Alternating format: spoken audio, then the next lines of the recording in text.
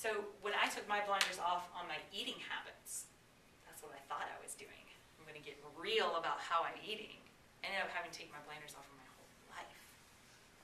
And when I didn't know what to do with losing weight, and I didn't know what was making me make the choices that I was making, all that I knew to do was to surrender what my mind told me I wanted to eat, and how late my mind told me I wanted to sleep, and how comfy my mind told me the couch was, and trade that in for what I knew to be true, which is, eating right and exercising. That's going to condition the body and get you healthy and get weight off and all of that stuff.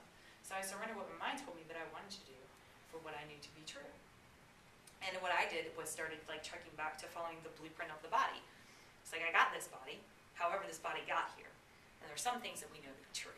That the body runs a lot more efficiently when it's given certain materials. So just like building a house, if you use, shoddy materials, you're going to get a shoddy house. But if you use high quality materials, you take a little bit more time, a little bit more energy, invest a little bit more money, and really put the best materials into that, that structure is going to stand there forever. And that's the way I started looking at my body. So getting to the truth of the situation is really, really important, and getting past what your mind tells you, and getting into how you really feel about things. So now I feel that I manage my emotional state a lot better. And I'll probably do a whole workshop just on managing emotions and understanding emotions, because there's a lot of addictions that come into our emotions, and because there's chemical processes that take place in the body, like with fear, that anxiety, that kind of feeling that I get, there's a chemical that gets released in my body to create that feeling.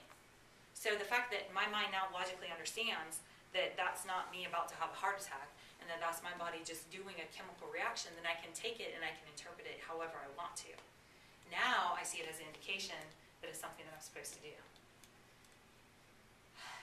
Doesn't mean that I always want to do it, but now I'm more uncomfortable not doing it than I was staying where I was. So now whenever I set a goal, I'm more uncomfortable not reaching my goal than I am in doing whatever it takes to reach that goal. And it's a very, very powerful place to be. But does that mean that I operate in that mode 100%, 24/7? Not necessarily. Because I'm still in process, and I'm still learning this, and I'm still integrating it. But when I do integrate